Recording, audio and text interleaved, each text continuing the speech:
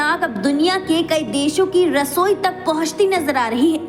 Missile और drone हमले अब आम लोगों की जिंदगी को भी प्रभावित करने लगे हैं। भारत में एलपीजी सिलेंडर को लेकर चिंता बढ़ने लगी है। दरअसल ईरान और अमेरिका इजराइल के बीच जारी युद्ध के कारण गैस की सप्लाई प्रभावित हो रही है।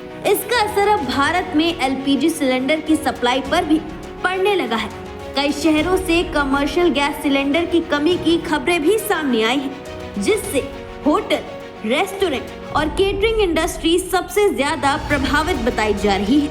आपको बता दें कि देश के अलग अलग हिस्सों से हालात सामने आ रहे हैं। कहीं कमर्शियल गैस की सप्लाई सीमित कर दी गई है, तो कहीं घरेलू सिलेंडर की बुकिंग अवधि बढ़ा दी गई है।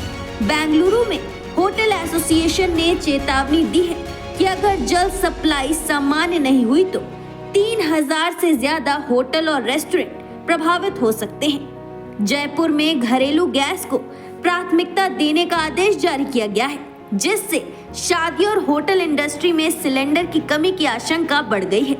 इसके अलावा पंजाब, तेलंगाना और आंध्र प्रदेश में भी गैस सिलेंडरों की सप्लाई सीमित कर दी गई है। वहीं हिमाचल प्रदेश में उपभोक्ता अब 25 दिन बाद ही नया सिलेंडर बुक कर पाएंगे। सरकार का कहना है कि देश में फिलहाल एलपीजी का पर्याप्त स्टॉक मौजूद है और घबराने की जरूरत नहीं है। अधिकारियों के अनुसार सप्लाई चेन को संतुलित रखने के लिए बुकिंग के नियमों में बड़ा बदलाव किया गया है। भारत अपनी जरूरत का लगभग 90% एलपीजी मिडिल ईस्ट से आयात करता है। सरकार ने फैसला लिया है कि सीमित सप्लाई के बीच घरेलू उपभोक्ताओं को प्राथमिकता दी जाएगी, क्योंकि होटल और रेस्टोरेंट जैसे व्यवसायों के पास इलेक्ट्रिक ओवन, इंडक्शन जैसे विकल्प मौजूद हैं, जबकि घरों में अधिकांश लोग 14.2 किलो वाले एलपीजी सिलेंडर पर ही निर्भर हैं। सूत्रों के अनुसार भारत अब एलपीजी की स्थिर सप्लाई के लिए नए अंतर्राष्ट्रीय स्रोत भी तलाश रहा है।